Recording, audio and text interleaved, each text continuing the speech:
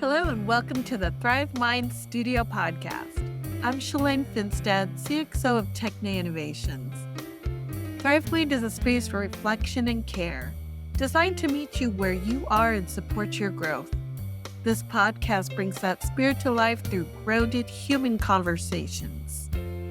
Today, our host Courtney Finstad sits down with Amy Elizabeth Fox, co-founder and CEO of Mobius Executive Leadership and co-author of Leading in Chaos. Together, they explore leadership, healing, and how connection, emotional awareness, and care can help us navigate uncertainty and lead with greater intention. And in today's Voices of Impact nonprofit spotlight, we're joined by Kate Clayson, founder of Bishop's Mission. Kate shares how the organization supports first responders after critical incidents through peer connection, lived experience, and trained PTS canines. This episode is sponsored by Calypso Publishing, proudly amplifying stories rooted in purpose, growth, and impact. Courtney, the mic is yours. So welcome everyone to the ThriveMind Studio Podcast, where I am so honored to have the pleasure of speaking with Amy Elizabeth Fox, who is the CEO of Mobius Executive Leadership, also the author of Leading in Chaos, and she's an expert in the field of trauma-informed coaching, consulting, therapy, all of the modalities that come with healing. And I think heart is at the heart of it all. So welcome, Amy. Thank you for so being much. here. Yeah. It's such a pleasure to be with you, really. Yeah, it really is a pleasure. So Amy and I had the chance to connect in several different ways. I had been introduced to Amy's work through the Grounded Idealist last year when everything was kind of falling apart within our USAID and other agencies and global health and development. And I really appreciated the work of Amy because I come from a corporate place where I experienced deep burnout from a toxic environment. And what stood out to me from Amy's approach to this, which was so refreshing, is that love and the relational field belong in business. And without it, we are isolated and we cannot feel at home with each other. And that's what I really appreciated and what I really needed in that time of dealing with bosses who were kind of pushing away things that were happening within the personal relationships and personal experiences within our team. And at that time, I was also experiencing deep kind of grief and caretaking with my dad. And so all of this learning and teaching that I've had from you is deep within the heart. And the trauma-informed approach really resonates with me too, because I've found deep healing in that way in order to serve my clients. And so I really do want to touch on your book as well, Leading in Chaos.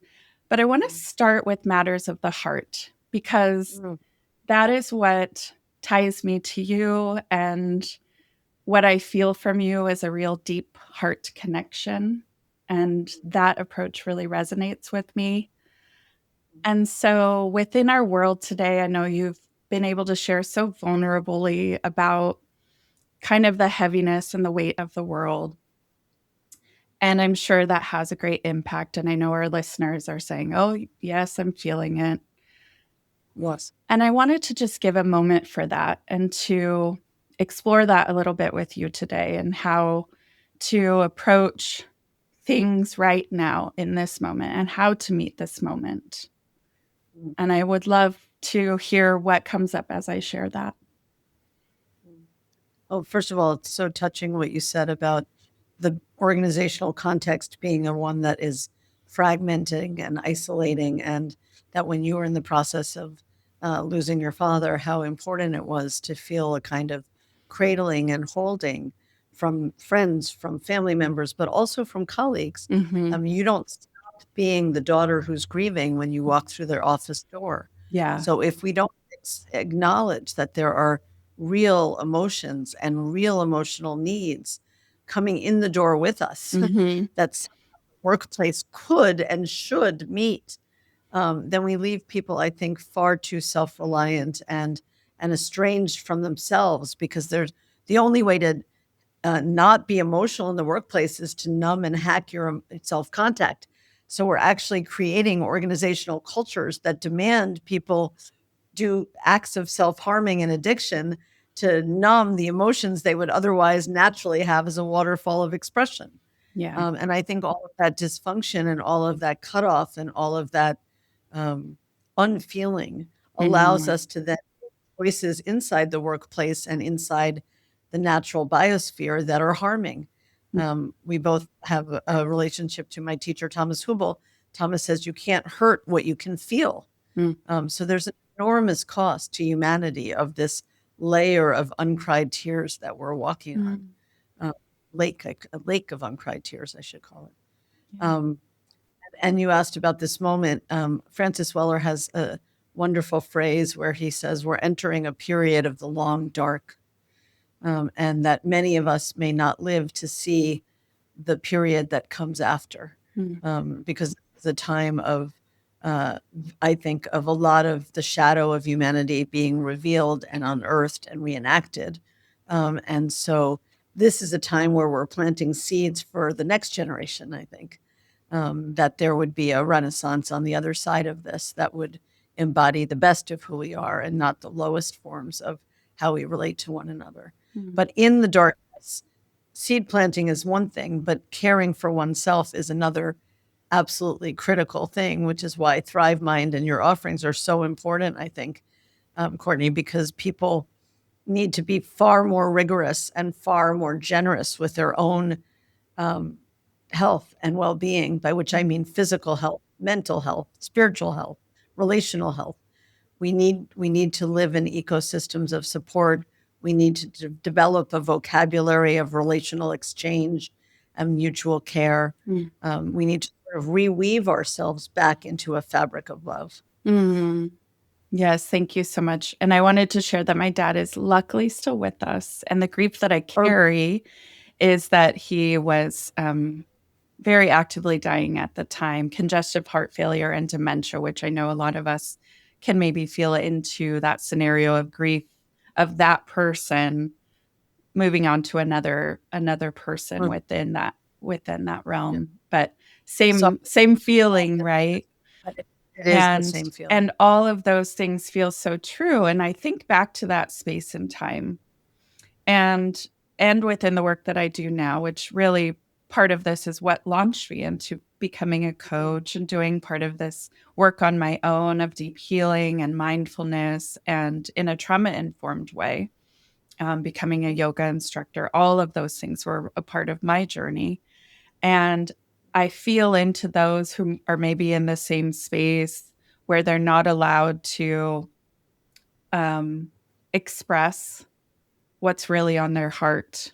And they go to work and they might be feeling some really deep heaviness of the weight of their own world from home. And they're coming into work, and that could be a leader, that could be a team member. What do you think, just from your experience, which I know is so extensive in this world, when that happens, when you have maybe a leader and a team, we're all experiencing different levels of anxiety, grief, hopelessness, depression, hurt, that weight, all of it. So I'm thinking back to my experience within a team that was quite toxic, with a manager that didn't invite any of our personal experiences. And this is something that I think is very common in the workplace and in organizational fields. And I'm curious, just from your extensive experience with this, what happens when we don't allow that relational field to be a part of it all? I think a lot of symptoms of team dysfunction come from the people not knowing where to place their feelings and where to express them. So, for example, if you're holding a lot of strong emotions, whether, as you said, it's anxiety or hurt or helplessness, your nervous system starts to get more and more fried and pressurized. And therefore, you will perceive more things as threatening or possibly activating your sense of threat and reactivity. And then people move into one of two possible survival strategies, really. One is hyperarousal, where they get more aggressive and they get kind of manic and they get more rigid in their thinking and more positional. And on a team, you start to see people sort of jockeying for authority and interrupting each other and criticizing each other and blaming each other. It lowers the level of psychological safety, of creativity, of innovation. On the other hand, you also see people get hypoaroused because they sort of freeze. So they shut down and they withdraw and they stop contributing, and you lose important information and important ideas because you're not having true collective intelligence, because half the people are withdrawn in a self-protective mode. So the team dynamics become much less productive and much less generative. Mm-hmm. You start to see higher levels of disengagement. You start to see higher levels of absenteeism. Over time, people will say that they don't feel valued in the workplace. They don't feel cared about. All the research on emotional intelligence tells us when somebody doesn't feel cared about, they have lower levels of aspiration. They take less risks. They're less courageous. They're less committed. So there's an enormous cost to the organization. The cost to the person is their health. Yeah. When you have stuffed emotions and unprocessed emotions, your body keeps the score, as Bessel van der Kolk says. So you start to see not only anxiety and depression and sort of mental health symptoms, but you start to see ulcers and high cholesterol and high blood pressure and heart symptoms and strokes. And, writ large, you see a society that is using incredible amounts of medications to manage the symptoms of their unfelt feelings. Mm. And that's why we're talking today, because that story feels so true to me in my experience in the corporate world of having all of these complex emotions that were not welcome. Really did turn into chronic migraines for me. They turned into high anxiety moments. They turned into sobbing without knowing why, and I think that and you're a very feelingful person. I'm a very feelingful person. Yes. So that's within somebody who is already naturally expressive and naturally relational and naturally in touch with their emotions. Imagine somebody who doesn't have that much access to their heart. All those things that you were experiencing are happening to them, but they don't even know how to connect the dots. Yeah. Yeah. And as a coach, I think that that's one thing that really stands out to me in the work that coaches do is connecting the dots and allowing space for it all, where all is welcome, for deep healing, for nervous system regulation, right? And you mentioned the nervous system, and I think that, we have a great understanding of it. And I think at large, it's becoming more of an understanding. But just share with our audience who may just be listening in and going, okay, I can kind of recognize what they're sharing. And how could we define some of those states and what nervous system healing or the polyvagal theory is all about? So Stephen Porges's polyvagal theory helps us to understand what the brain does when it feels a threat. And one of the things we know is that the brain does not make very unique, strong distinctions between a threat to our physical survival, a threat to our ego, a threat to our sense of belonging, feeling disrespected, feeling patronized, feeling shocked, feeling betrayed. Any of those emotions can cause you to move into a sort of fight or flight mode. And what happens in that process is that your frontal cortex, your neocortex shuts down, which is your problem-solving analytic capacity. Adrenaline and cortisol floods your extremities, and you move into a literal evolutionary survival mode of camouflage to make sure you don't get hurt. And it happens automatically, instantaneously, and unconsciously. We're not talking about a set of behaviors that people are choicefully enacting. we're talking about under threat, your system will immediately shut down your ability to partake the intellectual debate and discussion that's happening and move you into a much more primitive mode of self-protection. And I think that we underestimate radically the degree to which people are operating in either a subtle or a gross state of threat all the time. Mm-hmm. And one of the ways we know that is that people walk around with such a strong shield or wall in front of them. And it's very rare to have a sense of true corporate intimacy, true safety to reveal your interiority, true sense of friendship and camaraderie in the workplace. And that's because everybody is operating in this kind of unconscious, less evolved way. Yeah. Yeah. And I love naming it because it gives a lot of people relief to know actually what's happening in my system or our systems, right? And it is at a systems level. And so to be able to be aware of that, to name it, and then now it's the work begins, right? Like, how do we come back and nurture this part of ourselves? I'm curious because of your work and, the bandwidth and like this expansiveness of your work, how you nurture your own heart.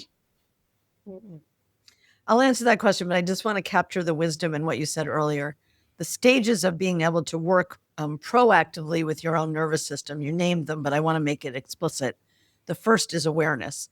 Do I know and am I familiar with the cues and clues that I'm being knocked off balance? Mm-hmm. Does my jaw clench? Does my heart rate go up? Does my breathing shorten? Does my face get red? Do I have a hard time focusing? Do I find myself yelling? It's all blameless. They're all hardwired into us from our mammalian nature. So it's nobody's fault, but it is useful to know what happens to you when you're triggered. Right. So self-awareness is the first part. The second part you also named, Courtney, which is to pause, to really have a systematic practice of interrupting the process of escalation so that you can not only notice that you're getting activated, but that you can stop acting in ways that are going to escalate and be destructive to you and to the people around you. And then the third skill, and this I think is really part of what ThriveMind is trying to teach. It's what I'm trying to teach in my leadership programs, is having some practice for self-soothing and self-blessing in that moment so that you can turn towards the part of you that feels under threat. You can turn towards the part of your heart that's tender, whether it's a moment of contemplation, whether it's a moment of box breathing, whether it's a moment of walking out in nature, whether it's a moment of just confiding in a friend, whatever your set of strategies are, it doesn't matter what you do as long as it works for you. Yeah. And that you have one or two at your fingertips, because we're all going to need them all the time. The stress level, the anxiety level, the overwhelm is only going up. So I think these tools for regulating one's own nervous system and co-regulating through love and empathy and witness and care is another vital relational skill. Yeah. But you asked me what to do to take care of myself. It's a very generous question. One thing I do is I chant every day. I sing the names of God in Sanskrit every day. It's a practice called Bhakti Yoga, and purpose is to open the heart, but it also gives me a immediate sense of a sort of uplift that my life is devoted to something bigger than myself, and that I'm part of a long chain of people singing these words and chanting these names in the service of opening their heart. And I literally feel myself as a sort of pearl in a strand of deep devotion. And that's so wonderful. And it does a lot to soothe and mend my heart. Mm-hmm. I take retreat often with my teachers. I have the great privilege to have 4 teachers, Thomas Hubel, Patrick Connor, Shai Tubali, and Linda Cicera. And I spend a lot of time in retreat with them, which is lovely for the global communities that come together when the teachings are happening. I take a lot of joy in seeing my friends and healing and walking together at a path of cultivating our inner lives. And the teachings really are essential facets of how you heal, because Mm. some of the things that we're talking about that are more traumatic, that were more difficult, that happened early in life, really live in, they're stored in our bodies and they're stored in our unconscious. And even with a lot of intention and dedication, they're very hard to see yourself.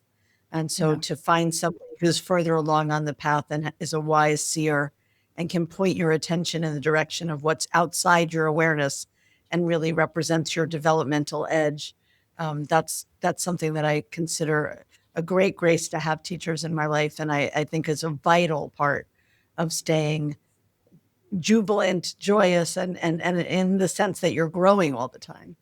Yeah. Well, you represent one of those for me. So I am Oh, so honored to beautiful. have you here, You're walking this beautiful. path. And on that point, there is a quote that really stood out to me from one of our teachings. I am a part of Thomas Hubel's and Amy's trauma-informed coaching and consulting program right now that was so generously partnered with Grounded Idealist.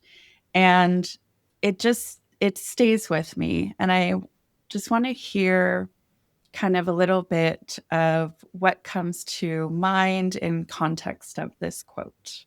So I'm going to read it aloud, and this is from Amy. The mind is not the place that the future whispers to us. The mind is not the place that the future whispers to us. Yeah. So one of the reasons that we are seeing a time of such cruelty and division and violence is that we've put such an emphasis on mental activity from early in our educational systems all the way into our corporate environments. And the mind is an amazing tool, but it is very centralized in the focus of self-orientation. The mind is compartmentalizing. The mind is trying to control. The mind is trying to predict. The mind is involved in strategy, and that is the future is well, right now the future is a huge set of possibilities. I think it's important to say the future is not fixed. Mm-hmm. Everyone listening to this phone call and podcast is going to have a hand in shaping what the future unfolds as. But the future talks to us in a much more yin way. Mm. You need to cultivate white space in your life. You need to pause. You need to have times of receptivity and yielding. The future is it's like a gossamer set of intuitive guidances that can come to you when you have that receptivity, that tell you everything. They tell you what to do with your life. They tell you the next project. They tell you somebody who needs your attention that you should call to. Like, there is a whole field of information that's in the liminal spaces or the Mm-hmm. invisible spaces between us. And that information field is where the future arises from. And quantum physics talks about this as the one field, the causal field. And we cannot access that field when we're a whirling dervish of motion and saturated information and ambition and avarice. That is not the field in which one makes oneself guidance ready or revelation ready. To be revelation ready, you need a quality of coherence and equanimity. You need a willingness to devote yourself to something greater and make yourself available to serve life. And you need to deep listening, like deep listening. Mm-hmm. Yes, yes, yes. The white space, as you call it, could be uncomfortable for people. And I think that that's why there's a constant seeking of distraction, right? A reaching for something within the white space. Oh, I'm just alone here with my thoughts. It's becoming, it's just an epidemic right now. I mean, there's not a lot of white space unless you are intentional about it.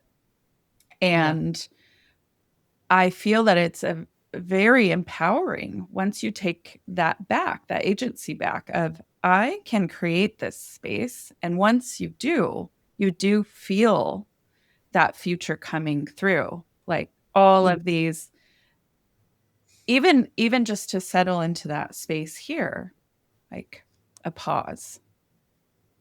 It's like, what is possible from this space, right?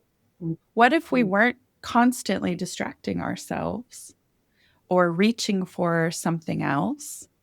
And, I'm sure that there is people out there. Well, I don't have time for this, right? And that could be true too. But it is even important in micro moments. Yeah. And I witness that all the time in the work that I do, of kind of feeling the energy of the moment and what is being brought in, and saying, well, maybe we just have a little bit of a grounding right now. Right. Yeah. And there's so much relief that can come with that. And I'm curious what's coming to mind for you right now. Yeah, there's actually a few tributaries that are important in what you're saying, Courtney. One is we don't really let each other receive each other. We don't let what people say to us permeate us before we're in our response. There's no metabolization time to let somebody's words really move your heart and to let them expand your understanding, or to point your attention towards something that's novel, because you're busy with figuring out how you're going to disagree or share your own expertise, or we talk at such a fast pace. Yeah. One of the things I do in my leadership programs on the opening night is I re-rhythm the group and entrain us to a slower rhythm. After each person speaks, we take a 2-minute pause and we journal how what they said touched us, because it's really retraining ourselves to be an open field that's porous and capable of having that heightened sensitivity and heightened relationality. The second thing you said is we're distracting ourselves because we can't tolerate the anxiety or emotion that would arise if we were less distracted. And I think part of the difficulty is when you have a society that's sanitized emotion to be very superficial. People imagine that their emotions, which are big and wild and raw, are going to be overwhelming. Right. I sometimes say we're a weeping scarce society. Emotions aren't manicured. Emotions aren't neat and tidy. Emotions are loud. Emotions are a little bit all over the place. They're messy. And we can hold it. We're strong enough. We have enough ground. We can ask for support, but we have to first give ourselves permission to walk into the mess. And I think we're more afraid that we're going to touch places that we can't contain than we are afraid of the actual content of those places, which are usually, as you said beautifully, deeply relieving to touch on. And those portals are incredibly relieving to open. And if you do it in a safe way and in a shepherded way, often your heart can unburden itself very efficiently. What makes it seem endless is that it's on pause, it's delayed. Yeah. It's underneath our conscious minds all day long, taking some part of our RAM or some part of our attention, stuff it down. But when we open it up, emotions are very fluid. They express themselves and they resolve themselves. And I've seen it over and over and over that when somebody walks in the door of the room of their house that they're scared to go, it's almost never as overwhelming as they fear, and it's never as enduring as they assume. So two really deep themes or good themes come to mind when you share that. And one is how important safe co-regulatory spaces are to support this process. And the other is this sense of fear that blocks the way. And for those listening right now who are thinking about maybe this house within themselves that feels scary to embrace with warmth and compassion, what might be a recommendation or a tool to just begin? Mm. I'm really touched by the way you're framing these questions. I want to be very gentle about this because I Yeah, know that people have lived through very harrowing and violent events, many of them, and I don't want to underestimate what it takes therapeutically to right. create a safe container for that work to be done. But if you're just asking for a small step that somebody could take, Mhm. I could imagine just take a journal and take 5 minutes and invite that part of you or a young part of you, you at age 6, you at age 8, you at age 10, especially if you happen to know when the crucible incident was, write a letter between you where you ask an open-ended question and then just freehand, free associate and write an answer. And see what that part of you wants you to know and feels ready to reveal.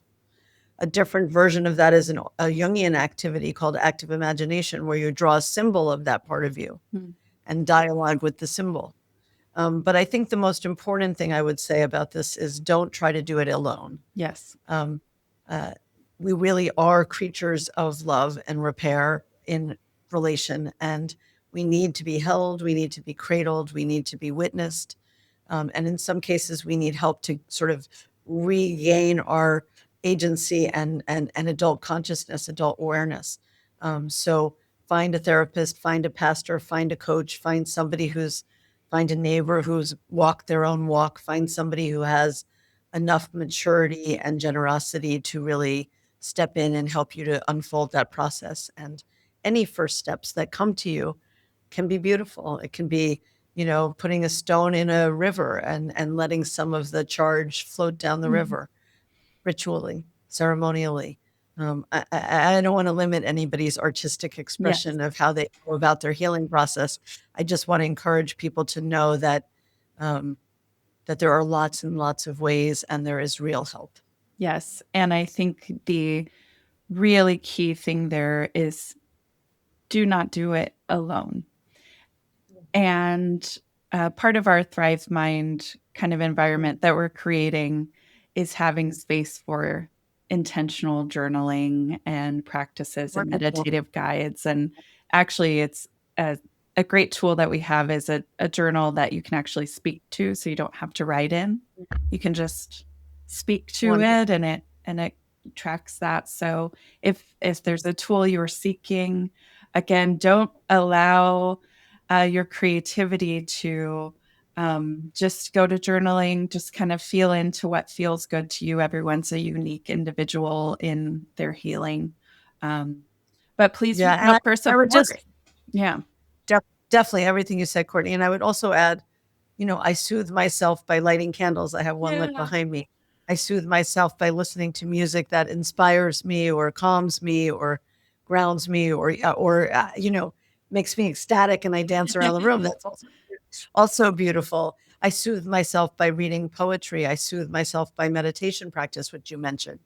Like there's also just having a repertoire of self-soothing tools Yes. that help you not just to ground, but to calm and to feel full in your heart. And if you're going to open up the terrain of some of the harder emotional experiences to digest them, then it's also important to have mechanisms for uh, blanketing your heart. Maybe I'll say that. Mm. Blanketing the heart reminds me just of that warm embrace. And Mm. so often we try to push away or resist or avoid, right?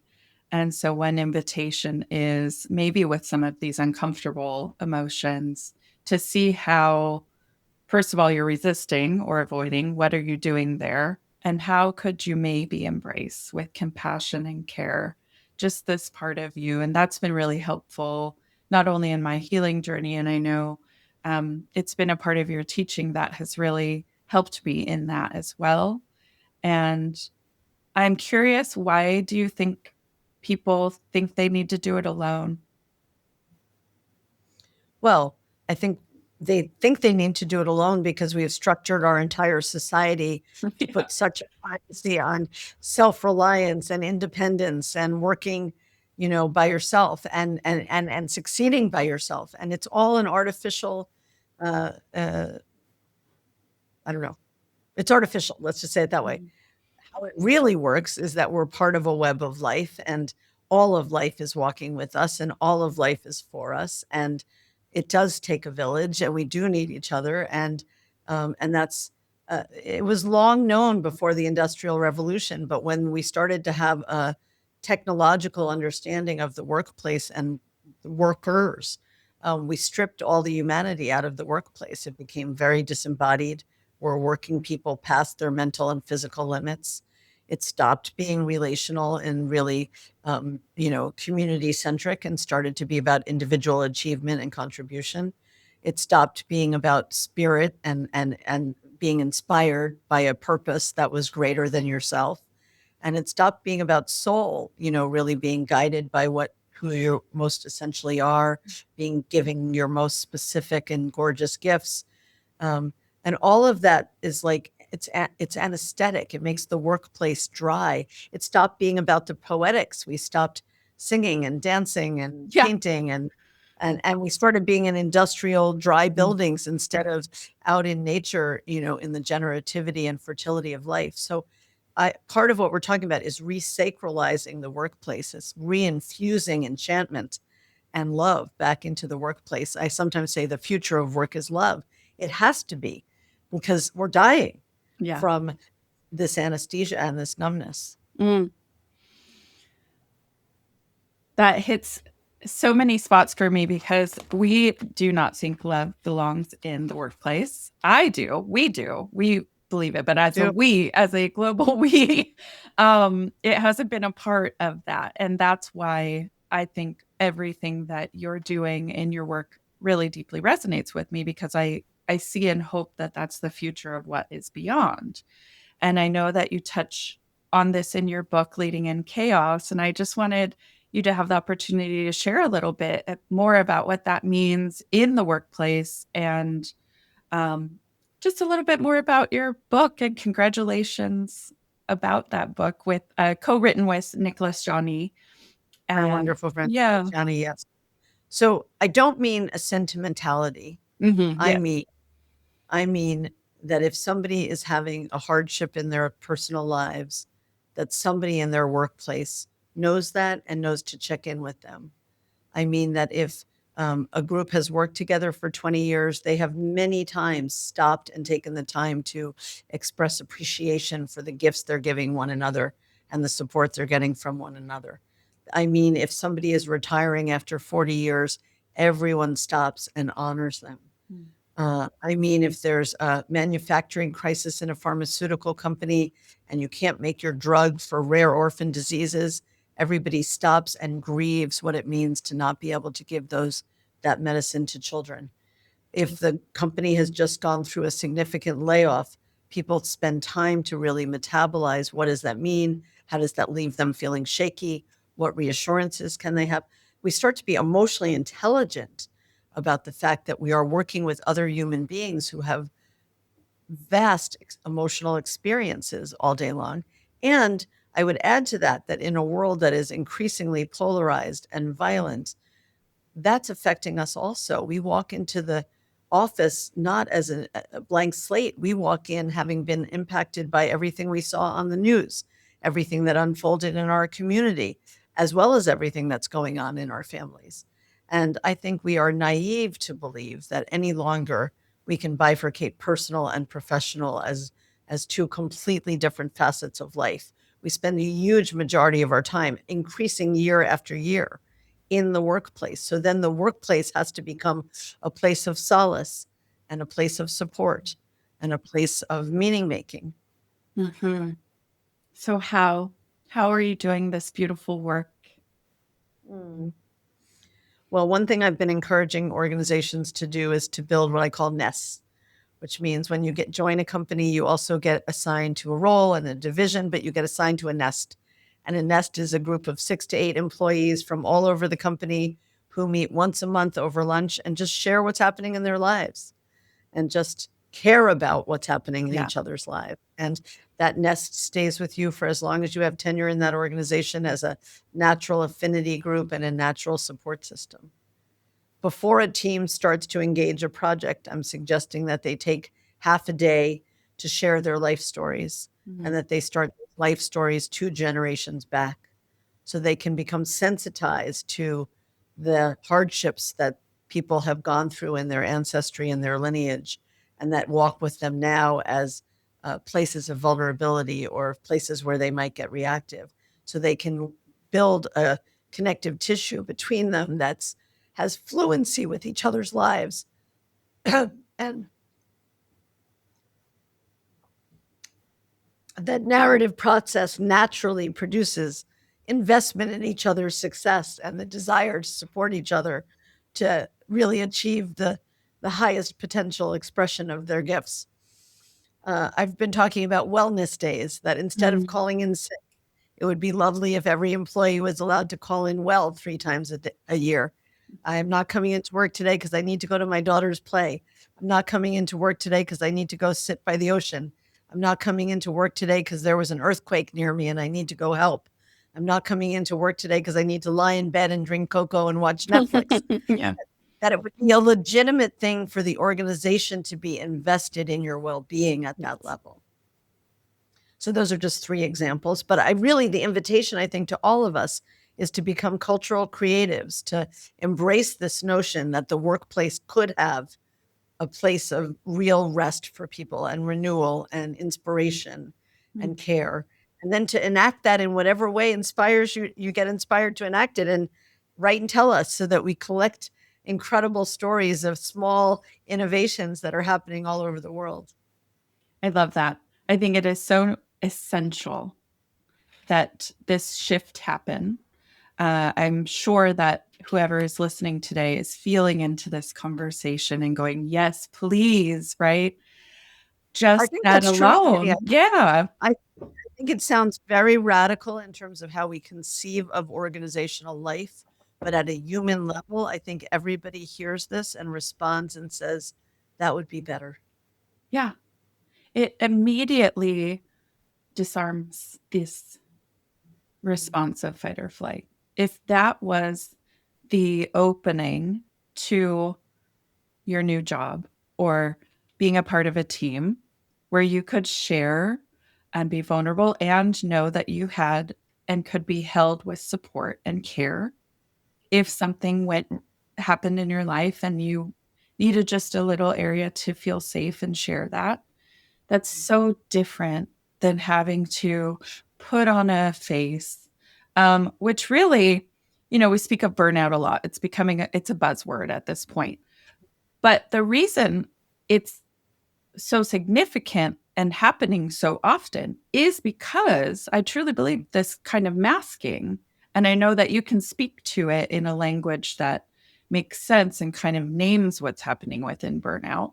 But to not be able to be one's authentic self in the workplace is certainly a part of that. Yeah. I want to just name one other thing because you've alluded to it a couple times.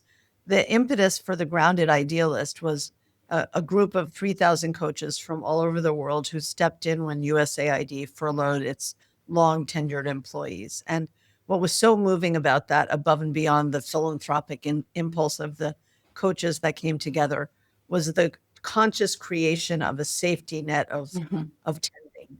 And I think that you can't change the circumstance. You can't fix the challenge that the employees were going to go through, but you can make sure that people are not having to do it alone. And I think that's the call of this time, is to show up and to raise your hand and to offer your heart and to offer your solidarity and resilience when it's needed, where it's needed, however it's needed. Yes. And so in that way, to be of service sometimes feels like this overwhelming question. And I would like our listeners today to just think of service or contribution in a smaller way. What is local 1 hour a week serving a community that fills your heart space, right? It's not to drain your energy, but something that fills you up. Right. And maybe lieu of having some work that has purpose right now, especially with those folks who are still searching for jobs, it's finding meaning in these other micro ways to The micro ways are hugely significant. Mhm. Take an extra 5 minutes with somebody in your workplace to ask how they are. Yeah. Stop and share a tea with a neighbor. Do an hour of community service, as you said. Celebrate somebody who's been very good to you for a long time, and it's been a long time since you said thank you. Like, there's endless ways to pour your heart out towards the fabric of nourishment that we're describing. And I believe that all of those micro gestures have a effect on the field because they contradict our cynical mind and they contradict their evidence that we're not walking alone. They're like beacons of interdependence as the truth. And I think every time that you receive that kind of kindness and that kind of tending, you have it more to give to other people, for certainly. So it's cumulative in that sense. There's a kind of momentum, but it also reaffirms to you what your heart wants to believe, which is love is the truth. Love is the truth, everyone. I am just so glad that we had this conversation today, Amy. And I mean, I could talk to you forever, and I'm so grateful for you making some space and time today and just filling our field with your energy, which is always full of heart, with your big smile, and also with this wonderful, beautiful work that you're doing in the world to bring to light. So let us and our listeners know how we can find you. Well, you're welcome to go on the book's website, which is www.leadinginchaosbook.com. Nicholas and I are running a course this fall for practitioners who want to engage the themes Courtney and I have been talking about. And if you're interested in hearing earlier podcasts, I have an Amy Elizabeth Fox website, which archives all of my conversations. So I welcome people to find me there too. Well, it was such a beautiful conversation and so worthwhile, and always a pleasure to be in space with you, Amy. Thank you so much for joining us. My joy, Courtney. Thank you so much.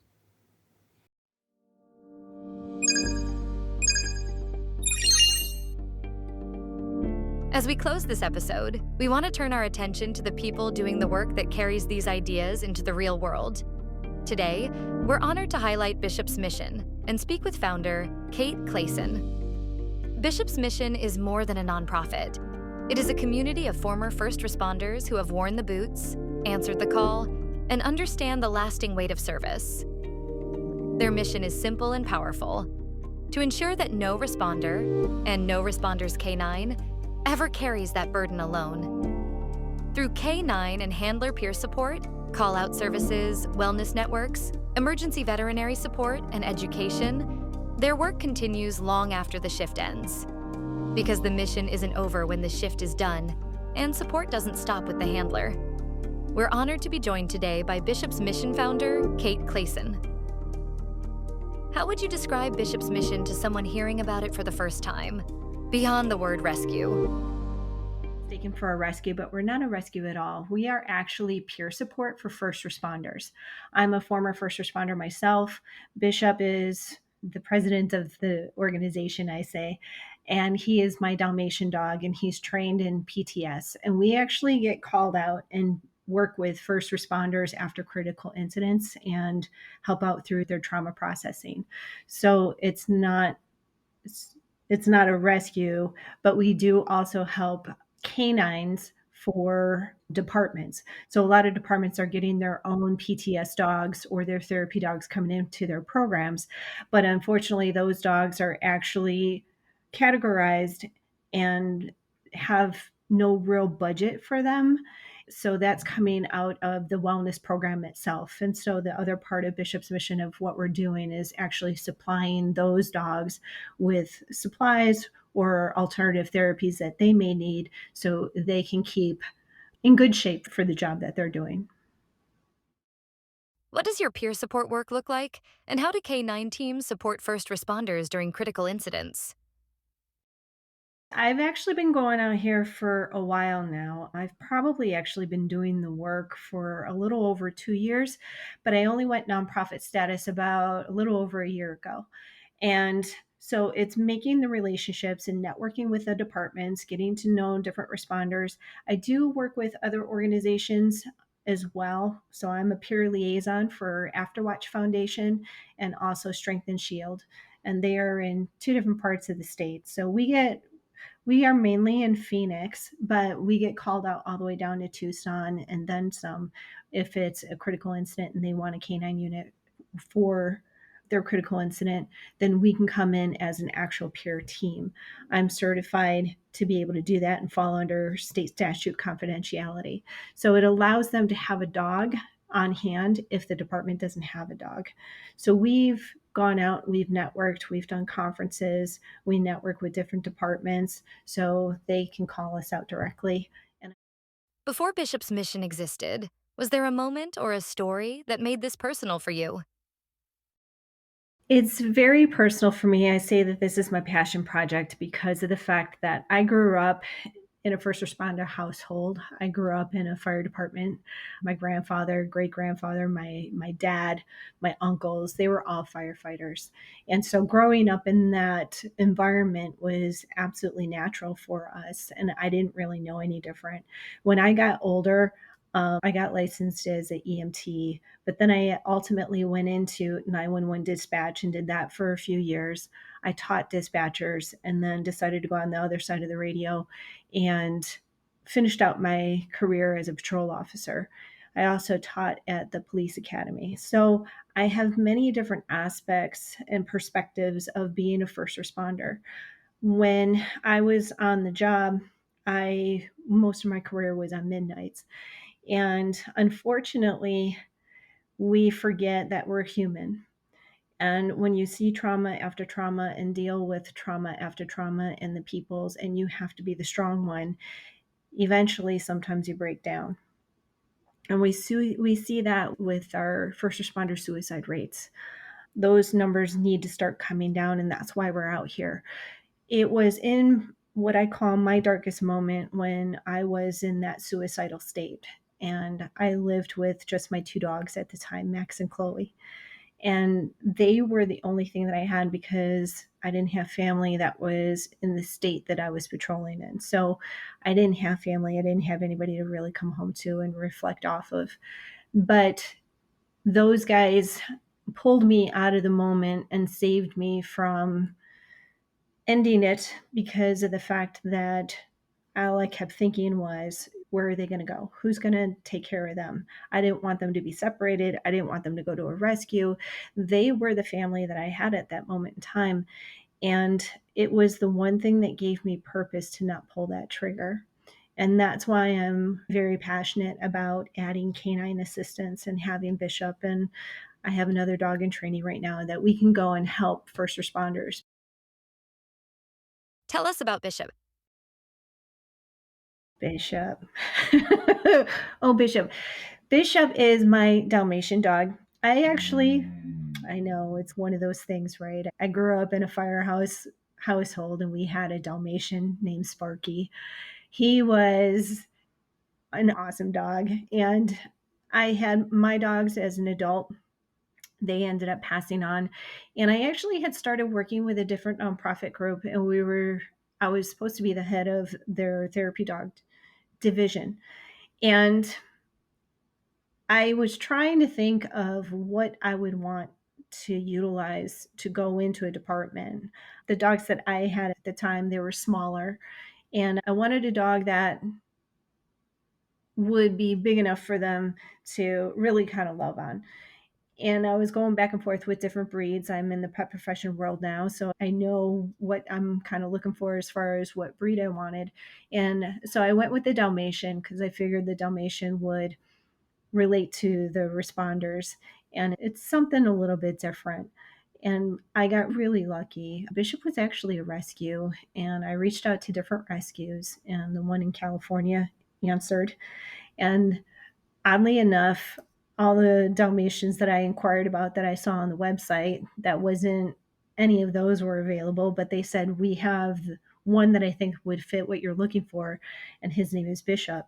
So I actually had to Google and find that picture because I had no idea who Bishop was.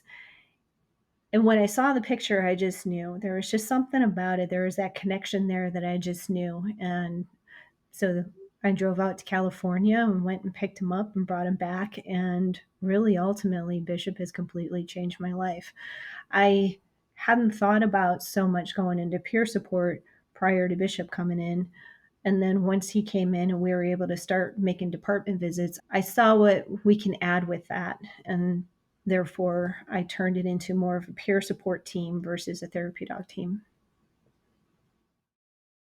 For someone who wants to help but isn't sure how, what's one small way they can make a meaningful difference? People can go to www.bishopsmission.org. And we also do have our social media pages. So we have Bishop's Mission under Facebook, and then Bishop's Mission on Instagram and LinkedIn. The website I'm still working and building up on, but we are starting to blog more and more so people can follow more and more stories. What is hard is the fact that a lot of what we do, especially when we're working with the first responders and critical incidents, a lot of that is confidential.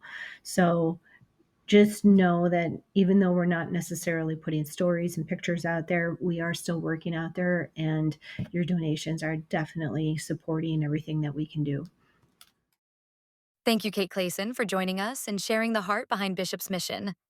Scan the QR code to learn more and help make a difference. Thank you for spending this time with us on the ThriveMind Studio Podcast. We're deeply grateful to our guests for sharing their voices and lived experience, and to our host, Courtney Finstad, for holding space with such care and presence. This episode is sponsored by Calypso Publishing and proudly produced by Techne Innovations. The ThriveMind app is now available for download on both iOS and Android platforms. And wherever you are on your journey, we hope this conversation meets you right where you are.